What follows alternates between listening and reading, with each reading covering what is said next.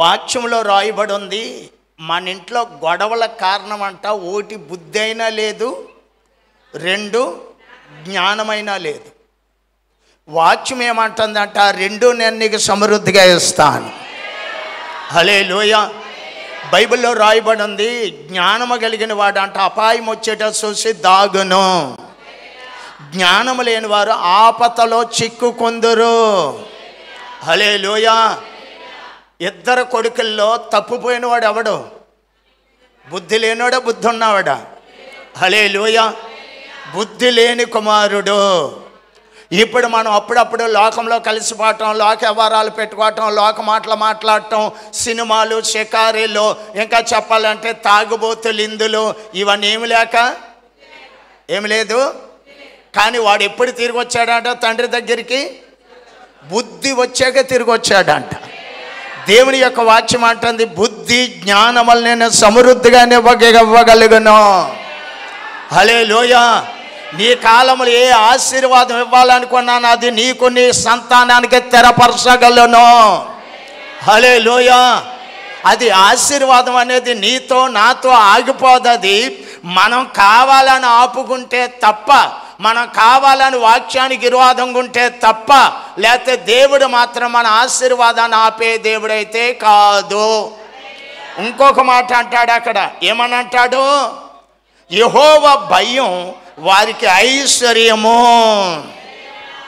అంటే దేవుడనే భయం మనుషుడికి ఏమిస్తుంది? ఐశ్వర్యాన్ని ఇస్తుంది. హల్లెలూయా. ఇద్దరు వ్యక్తులు చెన్నైలో ఉద్యోగాలు చేస్తున్నారు. ఇద్దరికి కుడేడంగా ఒక 5-6 వేలు ఇంచుమించులోనే జాబ్ అండి. ఒక ఆయనకి కుడేడంగా 60,000 చిల్లర ఉన్నాయి, ఒక ఆయనకేమో 60 లోపు ఉన్నాయి, అంతేనండి. దేవునికి స్తోత్రం. మొత్తం మీద ఇద్దరు ఒకే రూమ్లో రెంట్ కొంటున్నారు. జీతాలు అయితే 5,000 ఇంచుమించులోనే. తక్కువ ఉన్నవాడు ఆశీర్వదించబడి ఇప్పుడు 1,20,000 1,30,000కి వెళ్ళిపోయాడు. ఆ ఎక్కువ జీతం తీసుకునేవాడు అక్కడే ఉన్నాడు. కారణం ఏంటంటే సాయంత్రానికి ప్రార్థన చేస్తాడు, సాయంత్రానికి సుక్క కూడా వేస్తాడు. హల్లెలూయా. ప్రార్థన చేస్తాడు, అదేదో కోడి పెంట తిన్నట్లుగా, కోడి పెంటలు తిన్నట్లుగా గుట్టకాలు కూడా నవ్వులుతాడు. హల్లెలూయా. దేవునికి స్తోత్రాలు చెప్పండి.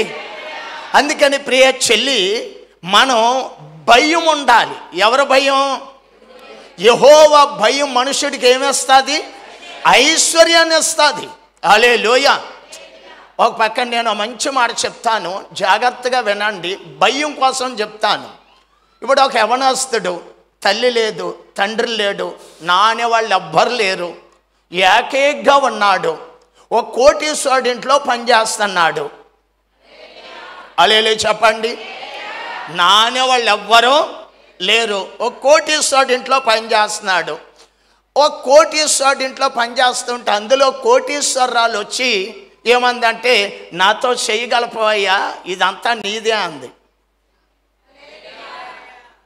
నాకు 50 ఎకరాలు ఉంది, తుయ్యటానికి ఇల్లు లేనంత బంగారం ఉంది, అంతేకాదు సొమ్ము ఉంది, ఇల్లు ఉంది, ఏం కాదు, నాతో స్నేహంగా ఉండు. హల్లెలూయా. మనమిద్దరం కలిసి బతుకుదాం.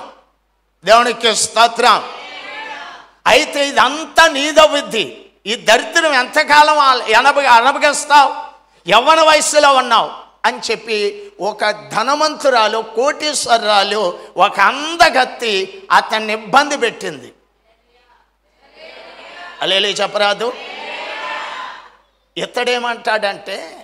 ఇతడేమంటాడంటే అమ్మయ్య, ఇప్పటికి నా శ్రమలు తీరిపోయినాయి అనుకోవాలి. లెక్క అయితే అమ్మయ్య నా పని అయిపోయింది, ఎక్కడితో నాకు ఆనందమే ఆనందం అనుకోవాలి. కానీ ఆయన ఒక్కసారి ఆ ఇబ్బంది పెడుతున్న ఆవిడికి అలా కుడిహస్తం చాపాడు.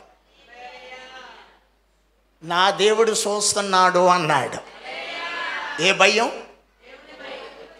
మరోసారి రాశాడు, యెహోవా భయం ఇంపైన సువాసన. యెహోవా భయం ఇంపైన సువాసన. ఇప్పుడు మనం చదివాం, యెహోవా భయం ఆ మనుషుడికి ఐశ్వర్యమునిచ్చెను. ఆ మనుషుని ఐశ్వర్యవంతుడిగా చెయ్యను. నా దేవుడు చూస్తున్నాడు అనే మాట ఎప్పుడైతే ప్రియులారా ఆ యవనస్తుడు పలికాడో ఆ మాట దేవుడు అన్నాడు. దేవునికి స్తోత్రాలు చెప్పండి.